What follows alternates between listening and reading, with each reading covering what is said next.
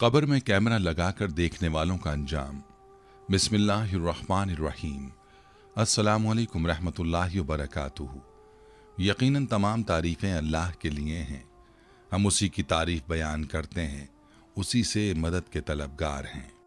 मैं गवाही देता हूँ कि अल्लाह के सिवा कोई भी माबूदे पर हक नहीं। नाजरीन, जूं जूं वक्त गुजर रहा है, इस दुनिया में मुख्तलिफ किस्म के फितने जन्म ले रहे हैं। मुख्तलिफ चीज़ों के मुताल्लिक जानने की कश्मकश में लोग इस्लाम की हुदूद और कानून कुदरत को ही भुलाते जा रहे हैं। ऐसा एक वाक़या आज हम आप दोस्तों को सुनाने जा रहे हैं कि जब दो नौजवानों ने मिलकर ये जानने का फैसला किया कि आखिर कब्र में मैयत के साथ क्या कुछ होता है। जब हम मैयत को कब्र में रख देते हैं और ऊपर से कब्र बंद कर दी जाती है, तो उसके बाद मुर्दे के साथ कब्र में क्या कुछ होता है।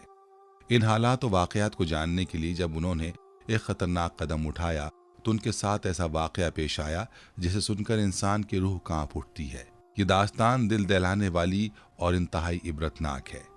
उन लड़कों ने इन मामलात को जानने की कोशिश की जो एक पर्दा हैं, अल्लाह का राज हैं।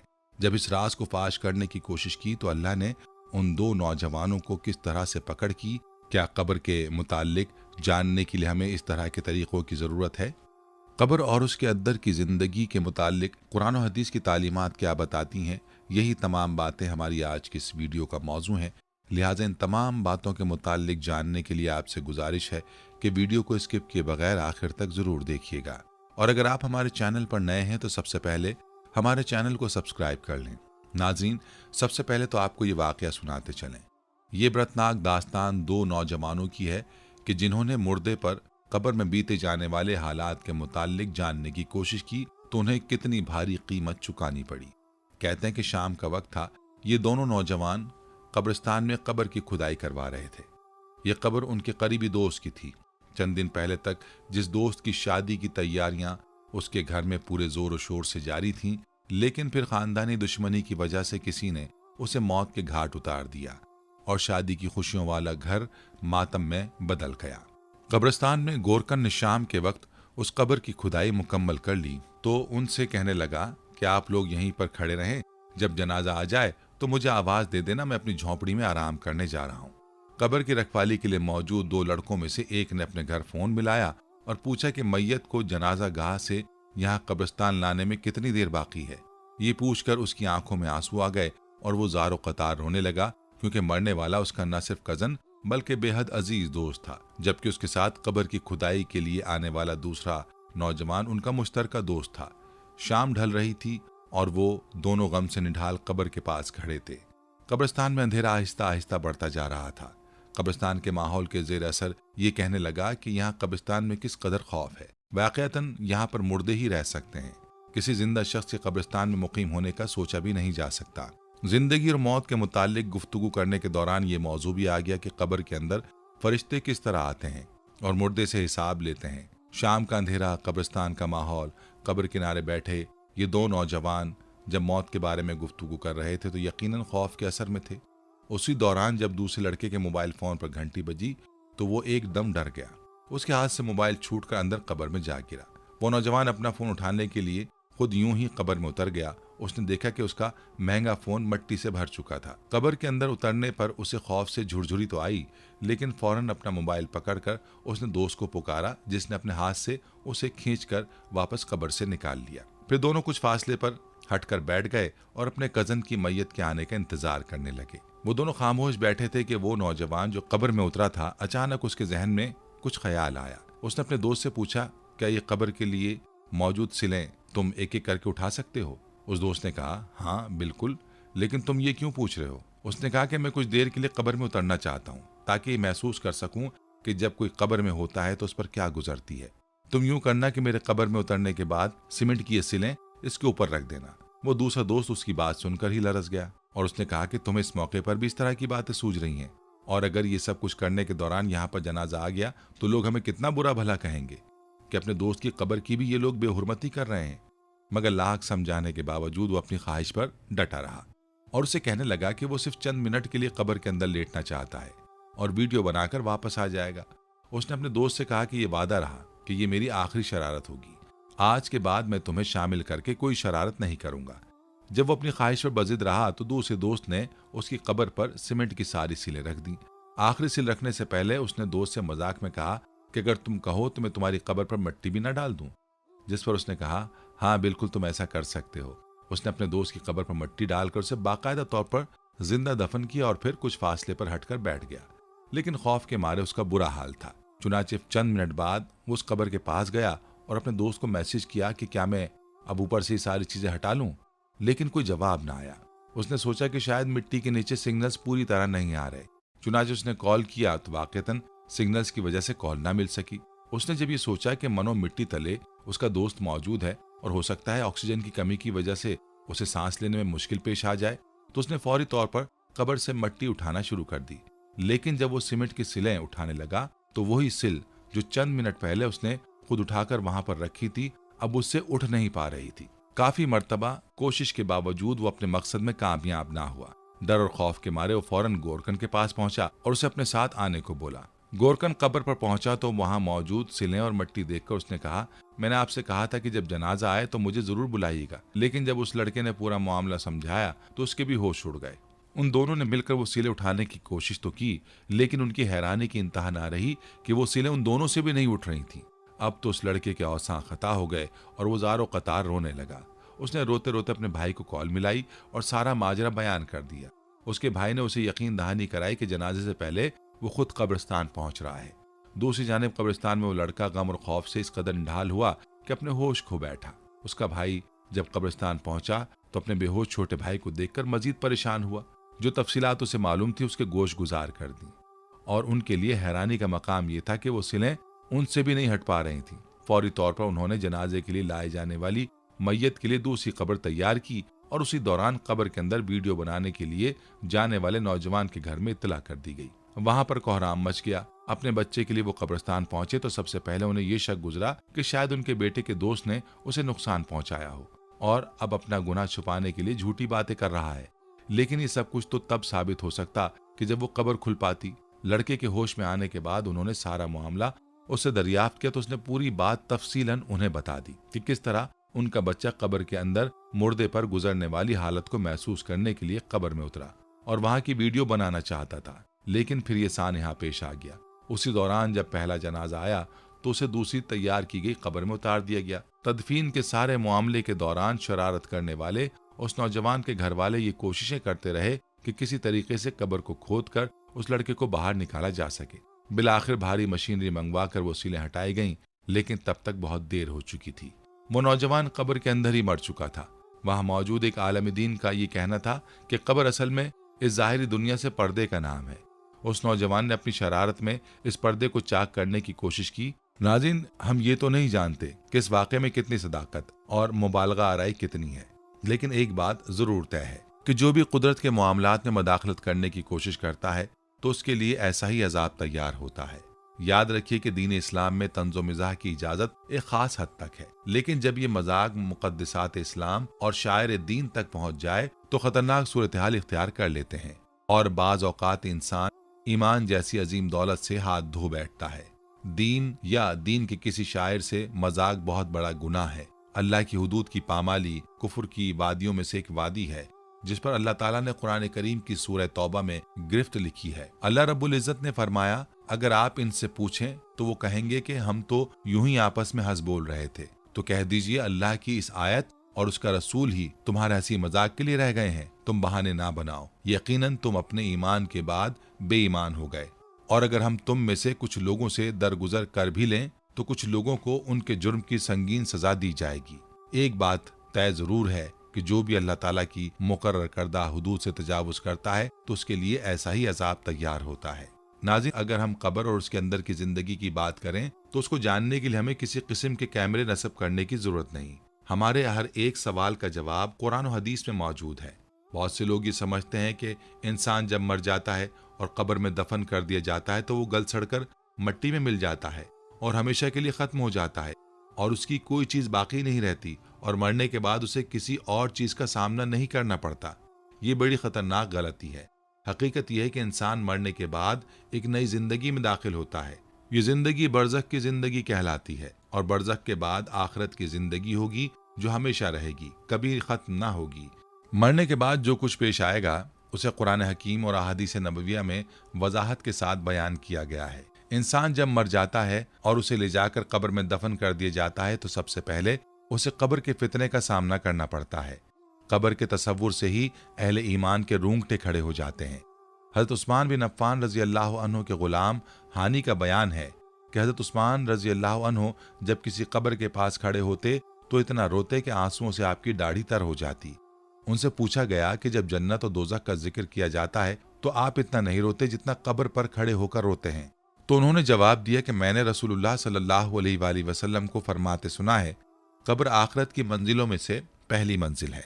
अगर इंसान उसमें निजात पा गया तो बाद में आने वाली मंजिलें उससे ज्यादा आसान होंगी। अगर वो इसमें निजात ना पा सका तो बाद में आने वाली मंजिलें उससे ज्यादा सख्त होंगी। अल्लाह के रसूल सल्लल्लाहु अलैहि वसल्लम बराबर हर नमाज के बाद अजाब कब्र से पनाह मांगते थे और ये दुआ पढ़ते थे, ए अल्लाह मैं अजाब कब्र से तेरी पनाह चाहता हूँ। और लोगों को भी इसकी तलकीन फरमाते। आपने फरमाया कि लोगों कब्र के अजाब से अल्लाह की पनाह चाहो क्योंकि अजाब कब्र बरहक है। सहीहीन में अनस बिन मालिक रजी अल्लाह अन्हु से रिवायत है, वो कहते हैं कि अल्लाह के नबी सल्लल्लाहु अलैहि वसल्लम का इरशाद है, बेशक बंदा जब अपनी कब्र में रख दिया जाता है और उसे दफनाने वाले उससे पीठ फेर लेते हैं, उस वक्त वो उनके जूतों की आहट सुन रहा होता है तो दो फरिश्ते उसके पास आते हैं और उसे बिठाते हैं। फिर उससे पूछते हैं, उस शख्स मोहम्मद सल्लल्लाहु अलैहि वसल्लम के मुतालिक तुम क्या कहते हो? मोमिन कहता है कि मैं गवाही देता हूं कि वो अल्लाह के बंदे और उसके रसूल हैं। तो उससे कहा जाता है कि तुम जहन्नुम में अपने ठिकाने को देखो, अल्लाह ताला ने उसके बदले तुम्हें जन्नत में ठिकाना दिया है। तो वो उन दोनों ठिकानों को देखता है, रहा मुनाफिक और काफिर। तो उससे कहा जाता है, तुम उस शख्स मोहम्मद सल्लल्लाहु अलैहि वसल्लम के मुतालिक क्या कहते हो? वो कहता है कि मुझे कुछ पता नहीं, मैं तो वही कहता था जो लोग कहते थे। तो उससे कहा जाता है कि ना तूने जानने की कोशिश की और ना ही तूने कुरान पढ़ा। फिर उसको लोहे के हथियार से उस जोर से मारा जाता है कि उसकी चीखें निकल आती हैं, जिन्हें वो सारी चीजें सुनती हैं जो उसके करीब होती हैं सिवाय इंसान और जिन्नात के।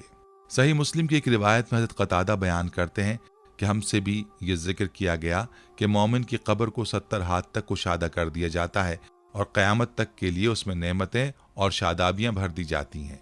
सही अहादीस में है कि मोमिन जो उन दोनों फरिश्तों के सवालों का सही जवाब दे देता है तो आसमान से निदा आती है कि मेरे बंदे ने सच कहा, इसके लिए जन्नत से बिस्तर लाकर बिछा दो और इसे जन्नत का लिबास पहना दो और उसके लिए जन्नत का एक दरवाज़ा खोल दो।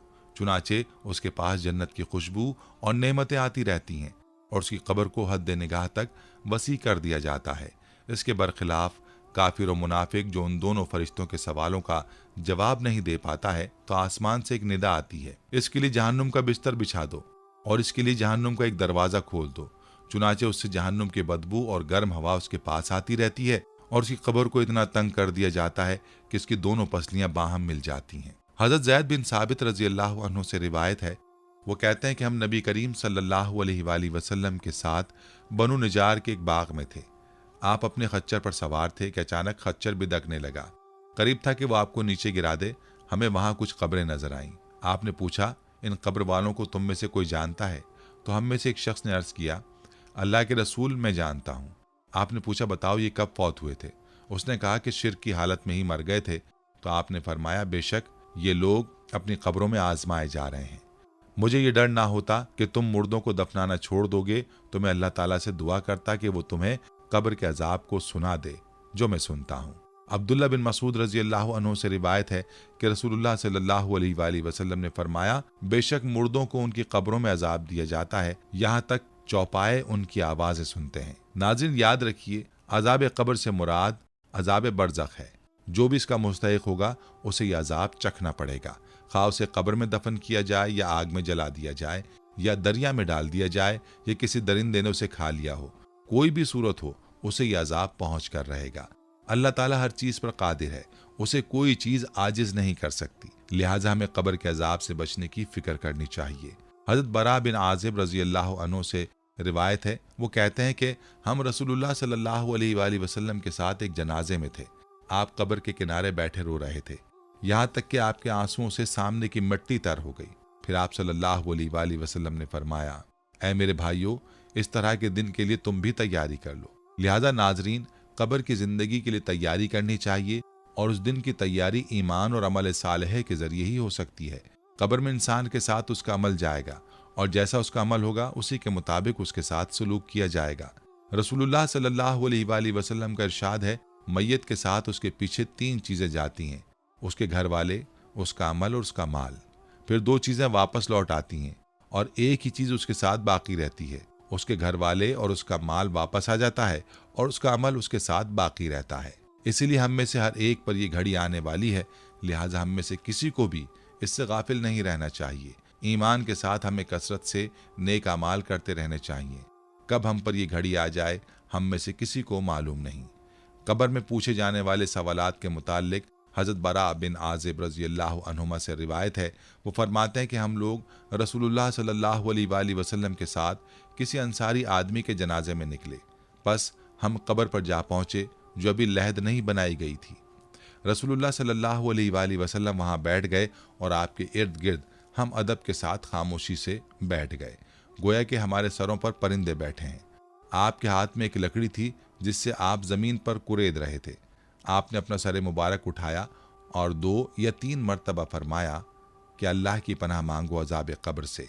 इस तरह जरीर की रिवायत में यह भी इजाफा है कि आपने फरमाया कि जब दफन करने वाले मुंह फेर कर चले जाते हैं तो मुर्दा उनके जूतों की धमक सुनता है। उस वक्त उससे कहा जाता है कि ऐ शख्स, तेरा रब कौन है और तेरा मजहब क्या है और तेरे नबी कौन है। एक रिवायत में है कि आपके पास 2 फरिश्ते आते हैं, उसे बिठाते हैं और उससे कहते हैं कि तेरा रब कौन है। वो कहता है कि मेरा रब अल्लाह है। वो कहते हैं कि तेरा दीन क्या है। वो कहता है मेरा दीन इस्लाम है। ये कौन साहब है जो तुम्हारे दरमियान भेजे गए थे। वो कहता है कि ये रसूलुल्लाह सल्लल्लाहु अलैहि वसल्लम है। वो दोनों कहते हैं कि तुम्हें कैसे मालूम हुआ। वो कहता है कि मैंने अल्लाह की किताब में पढ़ा है, उस पर ईमान लाया और उसकी तस्दीक की। जरीर की रिवायत में ये इजाफा है कि फिर अल्लाह की तरफ से एक आवाज़ लगाने वाला आवाज़ लगाता है कि मेरे बंदे ने सच कहा, बस इसके लिए जन्नत का बिस्तर बिछा दो और इसके लिए जन्नत में एक दरवाज़ा खोल दो और उसे जन्नत के कपड़े पहना दो। फरमाया कि जन्नत की हवा और खुशबू उसके पास आती है और उसकी कब्र हद्दे निगाह तक कुशादा कर दी जाती है। और फरमाया कि जब काफिर मरता है उसकी रूह को जिस्म में लौटाया जाता है और 2 फरिश्ते उसके पास आते हैं, उसे बिठाते हैं और उससे कहते हैं कि तेरा रब कौन है। वो कहता है कि हाय हाय मैं नहीं जानता। वो कहते हैं कि ये आदमी कौन है जो तुम में भेजे गए। वो कहता है कि हाय हाय मैं नहीं जानता। आसमान से एक मनादी आवाज लगाता है कि इसने झूठ बोला, इसलिए इसके लिए आग का बिस्तर बिछा दो और आग का लिबास पहना दो और जहन्नुम का दरवाजा इसकी कब्र में खोल दो। फरमाया कि जहन्नुम की गर्मी और गर्म हवा उसके पास आती है और उसकी कब्र इस हद तक तंग कर दी जाती है कि उसकी पसलियां एक दूसरे में पेवस्त हो जाती हैं। इस हदीस में यह भी इजाफा है कि फिर उस पर एक अंधा बहरा फरिश्ता, यानी जो किसी की फरियाद नहीं सुनता, मुकर्रर कर दिया जाता है। उसके पास लोहे का एक ऐसा गुर्ज होता है जो अगर पहाड़ पर दे मारे तो पहाड़ रेजा रेजा हो जाए। फरमाया कि वो गुर्ज उस मुर्दे को मारता है और उसकी मार की आवाज से मशरिक और मगरिब के दरमियान हर चीज सुनती है सिवाय जिन्नो इंस के, और वो मुर्दा भी मट्टी हो जाता है। फिर उसमें रूह दोबारा डाल दी जाती है। नाज़रीन, कब्र में दफनाए जाने के बाद उससे उठाए जाने का मरहला पेश आएगा।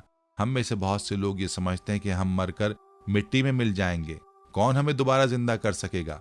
तो याद रखिए, वो ज़ात हमें दोबारा जिंदा करने पर पूरी तरह कादिर है जिसने हमें पहली बार बेजान नुतफे से पैदा किया है।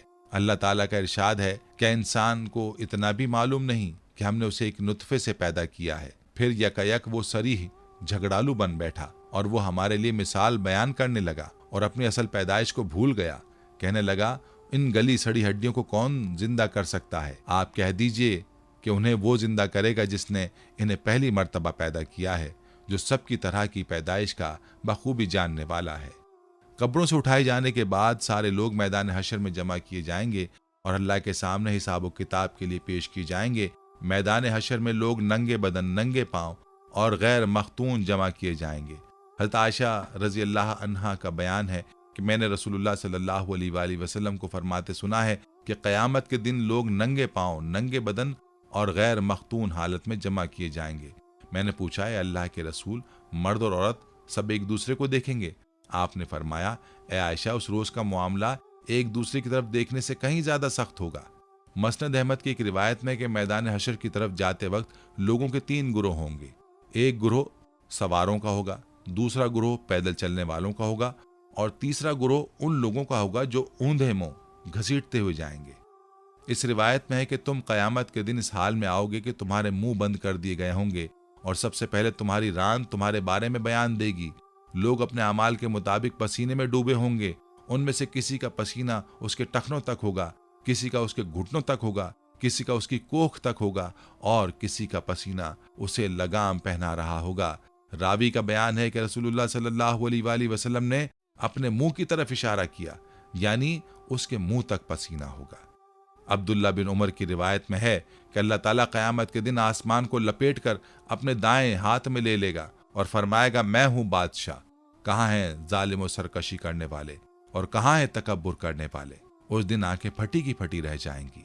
फिर अल्लाह ताला हिसाब लेना शुरू करेगा। अब्दुल्ला बिन मसूद रजी अल्लाह अन्हु का बयान है कि अल्लाह के रसूल सल्लल्लाहु अलैहि वसल्लम का इरशाद है कि क़यामत के दिन 5 चीज़ों के बारे में सवाल से पहले किसी बंदे के कदम अपने रब के पास से टल नहीं सकेंगे। उसकी उम्र के बारे में कि उसने उसे कहाँ खपाया, उसकी जवानी के बारे में कि उसने उसे कहाँ गुजारा, उसके माल के बारे में कि उसने उसे कहाँ कमाया और कहाँ खर्च किया, और उसके इल्म के बारे में कि उसने उस पर कहाँ तक अमल किया। अल्लाह के रसूल सल्लल्लाहु अलैहि वसल्लम फरमाते हैं कि एक काफिर क़यामत के दिन बुलाया जाएगा। उससे पूछा जाएगा कि अगर तुझे जमीन भर कर सोना मिल जाए तो क्या फिदिये में देकर अपनी जान छुड़ा लेना चाहेगा? वो जवाब देगा, हाँ। इस रिवायत में कि अल्लाह ताला उससे कहेगा कि मैंने तो तुझसे इससे ज्यादा आसान चीज का मुतालबा किया था। जब तू आदम की पुश्त में था, मेरे साथ किसी को शरीक मत करना, लेकिन तू नहीं माना, शिर्क करता रहा। हज़रत अबू हुरैरा रज़ी अल्लाह अन्हु का बयान है कि अल्लाह के रसूल सल्लल्लाहु अलैहि वसल्लम का इरशाद है, क़यामत के दिन बंदे के अमाल में सबसे पहले नमाज का हिसाब लिया जाएगा। अगर नमाज ठीक निकली तो वो कामयाब व कामरान होगा, अगर खराब निकली तो वो खाइब व खासिर होगा। अगर फर्ज नमाज में कोई कमी पाई गई तो अल्लाह ताला कहेगा, देखो क्या मेरे बंदे ने कुछ नफल पढ़ी है, तो नफिल के जरिए फर्ज नमाजों की कमी पूरी की जाएगी। इसी तरह सारे अमाल का हिसाब लिया जाएगा। हिसाब व किताब के बाद लोगों के नामा अमाल को उनके हाथों में दिए जाने का मरहला आएगा। यह मरहला मुजरिमों के लिए कितना सख्त होगा। कुरान ने इसका नक्शा इन अल्फाज में खींचा है, और नामा अमाल सामने रख दिए जाएंगे। बस तू देखेगा कि गुनहगार उसकी तहरीर से खौफजदा रह रहे होंगे और कह रहे होंगे कि हाय हमारी खराबी, ये कैसी किताब है जिसने कोई छोटा बड़ा बगैर घेरे के बाकी नहीं छोड़ा, और जो कुछ उन्होंने किया था सब मौजूद पाएंगे और तेरा रब किसी पर जुल्म सितम न करेगा। नाजरीन, ये वो वक्त होगा जब लोग 2 हिस्सों में बढ़ जाएंगे। कुछ लोग वो होंगे जिनका नामा अमाल उनके दाने हाथ में दिया जाएगा। ये खुशी के मारे लोगों से कहते फिरेंगे, लो मेरा नामा अमाल पढ़ो, मुझे तो कामिल यकीन था कि मुझे अपना हिसाब मिलना है। और कुछ लोग वो होंगे जिनका नामा अमाल उनके बाएं हाथ में दिया जाएगा। वो मारे अफसोस के कहेंगे कि काश मुझे मेरी किताब दी ही ना जाती और मैं जानता ही ना कि हिसाब क्या है। काश के मौत मेरा काम ही तमाम कर देती। मेरे माल ने भी मुझे कुछ नफा ना दिया, मेरा गलबा भी मुझसे जाता रहा। नामा अमाल पा लेने के बाद सारे लोगों को पुल सिरात से गुजरना होगा। अल्लाह के रसूल सल्लल्लाहु अलैहि वसल्लम फरमाते हैं, फिर पुल को लाया जाएगा। हमने पूछा, अल्लाह के रसूल पुल क्या चीज है? आप सल्लल्लाहु अलैहि वसल्लम ने फरमाया, वो गिरने और फिसलने की जगह होगी जिसमें आंक्स और आंकड़े होंगे जो नजद में होते हैं। मोमिन उस पर से पलक झपकने की मानिंद बिजली की तरह, हवा की तरह, तेज रफ्तार घोड़े की तरह गुजर जाएंगे। उनमें से बाज तो सही सलामत निजात पाने वाले होंगे और बाज जहन्नुम की आग से झुलसकर बच निकलने वाले होंगे, यहाँ तक कि आखिरी शख्स उस पर से घिसटता हुआ गुजरेगा। अबू सईद खिदरी रजी अल्लाह अन्हु की एक रिवायत में है, वो बाल से बारीक और तलवार से तेज होगा। उस पुल पर से सबको गुजरना होगा। काफिर और मुशरिक उस पुल को पार नहीं कर सकेंगे, वो जहन्नुम में गिर जाएंगे। जो लोग उस पुल को पार कर जाएंगे वो मौमिन होंगे। उस पुल से गुजरने के बाद मौमिनों के लिए हुकूकुल इबाद के कसास का एक मरहला पेश आएगा। अबू सईद खिदरी रजी अल्लाह अन्हु से रिवायत है कि अल्लाह के रसूल सल्लल्लाहु अलैहि वसल्लम का इरशाद है, मौमिन जो पुल सिरात पार करेंगे और जहन्नुम से बचा लिए जाएंगे, उन्हें जन्नत और जहन्नुम के दरमियान एक पुल के पास रोक लिया जाएगा और उनके हुकूक का फैसला लिया जाएगा जो दुनिया में उनके दरमियान थे, यहाँ तक कि उन्हें गुनाहों और बंदों के हुकूक से बिल्कुल साफ और बरी कर दिया जाएगा। और जब वो कसास देकर एक दूसरे के हुकूक से बरी हो जाएंगे, तब उन्हें जन्नत में दाखिले की इजाज़त मिलेगी। नाज़रीन, इन तमाम बातों और मामलात का तज़किरा कुरान और हदीस में मौजूद है। फिर उन सब के मुतालिक जान लेने के लिए किसी भी किस्म का ऐसा रास्ता क्यों इख्तियार किया जाए जो कुरान और हदीस के मुताबिक हो। आप इस बयान की गई दास्तान के बारे में अपनी राय का इजहार करना चाहते हैं तो हमारा कमेंट सेक्शन हाजिर है। आप लोगों ने ये पूरा वाकया सुना कि जब उन्होंने कुदरत के मामले में दखल अंदाजी करने की कोशिश की तो किस तरह अल्लाह रब्बुल आलमीन ने उन्हें अपनी गिरफ्त में लिया। अल्लाह ताला ने किस तरह उन नौजवानों की पकड़ फरमाई। कब्र हंसी मजाक करने का मकाम नहीं है। कब्र के अजाब से पनाह मांगने का हुक्म अहादीस मुबारका में मौजूद है। आका करीम सल्लल्लाहु अलैहि वसल्लम ने इरशाद फरमाया, कब्र के अजाब से अल्लाह की पनाह मांगो। नाज़रीन, पता नहीं ये वाकया सच है या गलत है, बहरहाल इससे बहुत कुछ सीखने को मिलता है। अल्लाह ताला हम सबको कब्र के अजाब से पनाह अता फरमाए। आमीन सुम्मा आमीन। हम उम्मीद करते हैं कि आपको हमारी आज की ये वीडियो ज़रूर पसंद आई होगी। अगर आपको हमारी आज की ये वीडियो पसंद आई है तो आपसे गुजारिश करते हैं कि आप हमारे चैनल को ज़रूर सब्सक्राइब कर लें और साथ ही लगे बेल के बटन को भी प्रेस कर लें ताकि आपके पास हमारी आने वाली मज़ीद मालूमाती वीडियोज़ का नोटिफिकेशन बर वक्त मिलता रहे। सब्सक्राइब के साथ साथ हमारी वीडियोज़ को लाइक भी करें और अपनी कीमती राय का इजहार कमेंट्स में ज़रूर करें। कमेंट्स में आप अपने सवालात भी हम तक पहुँचा सकते हैं। अल्लाह ताला आपको अपने हिफ्ज़ मान में रखे। आमीन। आखिर में प्यारे दोस्तों, हर वीडियो के इख्तिताम में हमने एक दुआ का सिलसिला शुरू किया हुआ है। जो भी इस दुआ में शामिल होगा, मेरा दावा है कि अल्लाह पाक उसकी तमाम जायज़ हाजात को पूरा करेंगे। अपनी दुआ का आगाज़ दुरूद इब्राहिमी से करते हैं। आप सब दोस्त और बहनें पहले मेरे साथ मिलकर दुरूद पाक पढ़ लें और कमेंट्स में आमीन लाजमी लिखिएगा। अल्लाह पाक उस आमीन को लिखने की बरकत से आपकी और मेरी तमाम जायज़ हाजात को पूरा फरमाएंगे। दुआ का आगाज़ करते हैं। बिस्मिल्लाहिर्रहमानिर्रहीम। अल्लाहुम्मा सल्ली अला मुहम्मदिन व अला आलि मुहम्मदिन कमा सल्लैता अला इब्राहीम व अला आलि इब्राहीम इन्नका हमीदुम मजीद। अल्लाहुम्मा बारिक अला मुहम्मदिन व अला आलि मुहम्मदिन कमा बारकता अला इब्राहीम व अला आलि इब्राहीम इन्नका हमीदुम मजीद। तमाम हम्द व सना रब्बे ज़ुल जलाल के लिए हैं, जिसकी रहमत से नाउमीदी नहीं, जिसकी नेमतों से दामन खाली नहीं, जिसकी मग़फ़िरत से मायूसी नहीं और जिसकी रहमतों का फैज़ान कभी नहीं रुकता।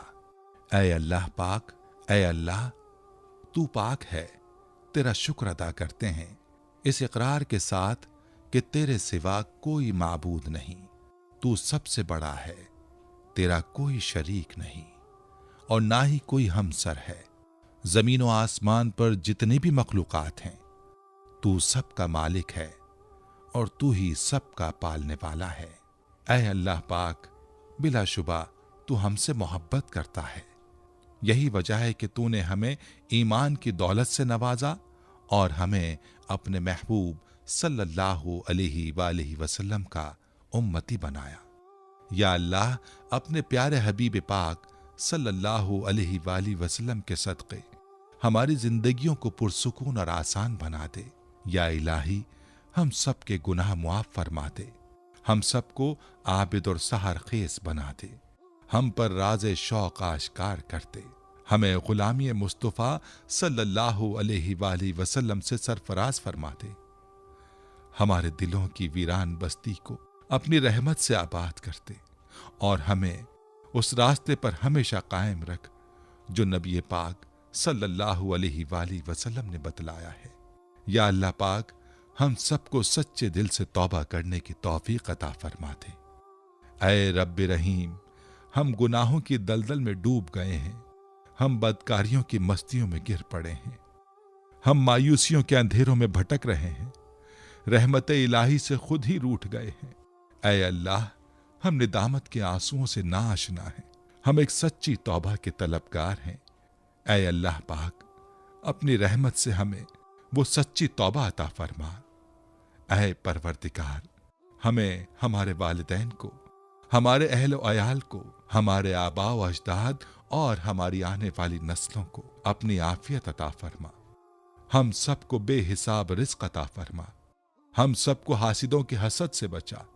दोनों जहानों के मालिक, जब हम थक जाएं तो हमें आराम पहुंचाना, जब मुश्किलें भर जाएं तो आसानी बन जाना, जब हम कमजोर पड़ जाएं तो हमारी ताकत बन जाना, जब हम दुख और तकलीफ में हों तो हमारा मरहम बन जाना, जब हम मायूस हो जाएं तो हमारा भरोसा और यकीन बन जाना, जब हम भूख से निढाल हो जाएं तो तेरी याद ही हमारी गिजा बन जाए, जब हर तरफ बेचैनियां भर जाएं तो ऐ पाक परवरदिगार हमारा सुकून बन जाना, जब हमारे अंदर मायूसी का अंधेरा भरने लगे तो उम्मीद की रोशनी बन जाना, जब हर चीज हमारे लिए नामुमकिन हो जाए तो हर चीज को अपने खास फजलो करम से मुमकिन बना देना।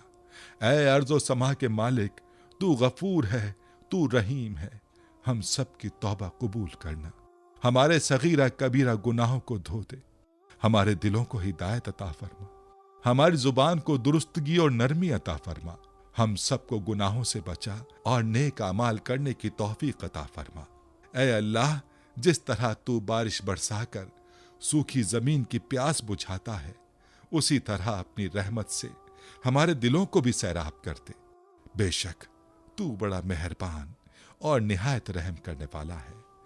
ऐ परवरदिगार, हम सबको हर उस नेमत से सरफराज फरमा जिसमें हमारे लिए खैर व बरकत हो, इज्जत व वक़ार हो, राहत व सुकून हो, सेहत और तंदुरुस्ती हो, तरक्की हो, खुशहाली हो और दुनिया और आखिरत की भलाई हो।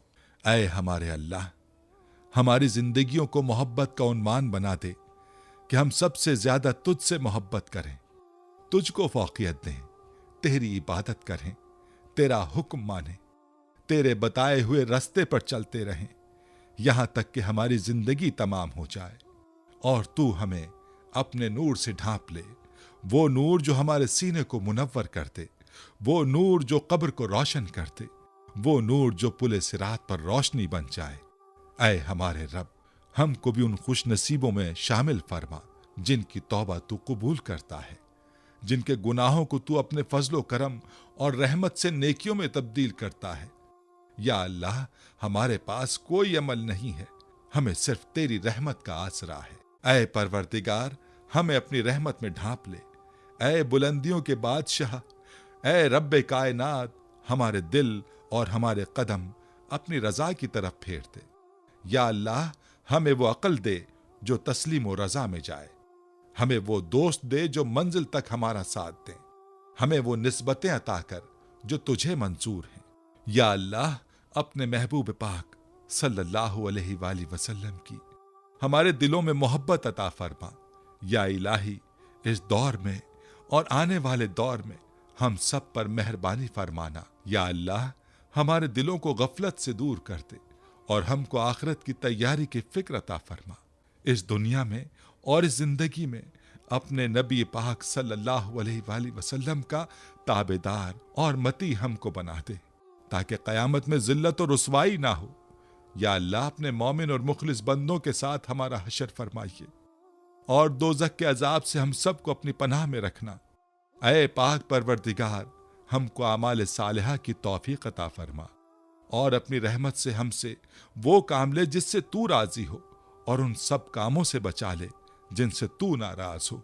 या अल्लाह, शैतान की गुमराहियों से हम सबको कामिल तौर पर महफूज रख। ऐ रब्बे करीम, हमारे हाथ तेरे सामने फैले हैं, इनको अपनी शान के मुताबिक खैर व बरकत और दुनिया और आखिरत की हर तरह की भलाई और कामयाबी से भर दे। ऐ अल्लाह, हमें हर वो चीज अता फरमा जिसकी हमें जरूरत है। अल्लाह पाक, हमें अपने सिवा किसी का मोहताज ना फरमाना। ऐ बहुत बड़ी शान वाले, हमें बाइज्जत और बेहतरीन सेहत के साथ उम्र तवील अता फरमाना और हमेशा अपने हिफ्ज़ व अमान में रखना। या अल्लाह, खाविंद और बीवी को एक दूसरे के हुकूक अदा करने की तौफीक अता फरमा। औलाद को वालिदैन का फर्मा बरदार बना दे।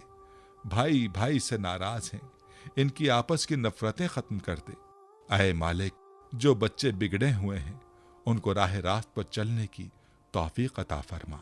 ऐ अल्लाह, हमने जिन लोगों के हुकूक देने हैं या हमने जिनकी गीबत या चुगली की है उन्हें अपनी बारगाह में से इतना दे और ऐसी जज़ा और सवाब से नवाज दे कि रोज़े क़यामत हमसे बदला लेने की तरफ तवज्जो ही ना हो। ऐ पाक परवरदिगार, हमारे वालिदैन को सलामत रख, सेहत और तंदुरुस्ती के साथ तमाम ज़ौजैन में मोहब्बत बनाए रख, जिनके दरमियान नाराजगी है उसे दूर कर दे।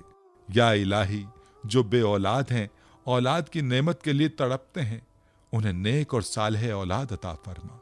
जिनकी शादियां नहीं हुई हैं, जो बेटे बेटियां रिश्तों की आस लगाए बैठे हैं, अपने गैब के खजानों से ऐसे वसीले और रास्ते बना कि उन सबको नेक शरीक हयात मिले।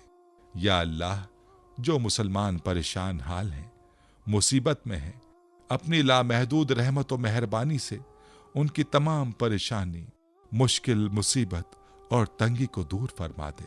ऐ अर्ज़ो समा के मालिक, हमारी टूटी फूटी दुआओं को ना देख, हमारा तुझ पे जो यकीन कामिल है उसको देख, और आज हमारी तमाम दुआओं को, हाजतों को पूरा कर दे। हमें ऐसी मुआफ़ी दे दे जिसके बाद गुनाह से नफरत हो जाए। हमें ऐसी हिदायत अता फरमा जिसके बाद गुमराही ना हो। हमें ऐसी कामयाबी अता फरमा जिसके बाद नाकामी ना हो। हमें ऐसी इज्जत अता फरमा जिसके बाद कोई जिल्लत ना हो। हमें ऐसी खुशियां अता फरमा जिसके बाद तकब्बुर ना हो। हमें ऐसी रजा दे जिसके बाद तेरी नाराजगी ना हो। ऐसी रहमत अता फरमा जिसके बाद अजाब ना हो। ऐसी औलाद से नवाज दे जो नेक और बाइस इज्जत हो। ऐसा रिज़्क़ अता फरमा जो हलाल और बाबरकत हो, और ऐसी मौत अता फरमा जो बाइस मग़फ़िरत हो। ऐ अल्लाह, हमारी मग़फ़िरत फरमा दे, हमारे माँ बाप की मग़फ़िरत फरमा दे। ऐ अल्लाह, जिन्होंने हमें बड़ी मेहनतों से पाला पोसा, हमारे लिए तकलीफ़ें उठाई, खुद भूखे रहकर हमें खिलाया, तकलीफ़ में रहकर हमें आराम पहुँचाने की कोशिश की। ऐ अल्लाह, हमारी रोज़ी के हुसूल के लिए जिद्दोजहद और कोशिश करते रहे। ऐ अल्लाह, हमारी तरबियत के लिए जो कुछ उनसे हो सका, ऐ अल्लाह, उन्होंने हमारे लिए किया। ऐ अल्लाह, हमारी तरफ से हमारे वालिदैन को जज़ाए खैर अता फरमा। ऐ अल्लाह, जिन असातिज़ा के ज़रिए से तेरा कलाम पाक हम तक पहुँचा है, ऐ अल्लाह, तेरे दीन का इल्म हम तक पहुँचा है, ऐ अल्लाह, उन तमाम लोगों की कब्रों को नूर से भर दे। ऐ अल्लाह, उनकी मग़फ़िरत फरमा, उनके दरजात को बुलंद फरमा। ऐ अल्लाह, अज़ाब क़ब्र से उनकी हिफाजत फरमा। ऐ अल्लाह, अपने महबूब व मकबूल बंदों में शामिल फरमा। ऐ अल्लाह, हमारी तरफ से उन्हें बेहतरीन जज़ा अता फरमा, उनकी नेकियों को कबूल फरमा, उनकी ख़ताओं से दरगुजर फरमा, उनकी सय्यात को हसनात से मुबद्दल फरमा। ऐ अल्लाह, तुझे तेरे नबी का वास्ता, जिन्होंने हमारे लिए बड़ी कुर्बानियां दी, हमारे लिए बहुत तड़पे, हमारे लिए तुझसे बहुत कुछ मांगा। ऐ अल्लाह, क़यामत तक आने वाली इंसानियत को कुरान की दौलत अता की, इल्म की दौलत से सरफराज फरमाया, सारी इंसानियत की सही रहबरी के लिए सारी जिंदगी के उसूल और निज़ाम को तरतीब दिया। ऐ अल्लाह, अपने महबूब की कुर्बानियों को कबूल फरमा, और अपनी उम्मत की तरफ से, ऐ अल्लाह, अपने बंदों की तरफ से अपने नबी को बेहतरीन जज़ाए खैर अता फरमा। आमीन या रब्बुल आलमीन।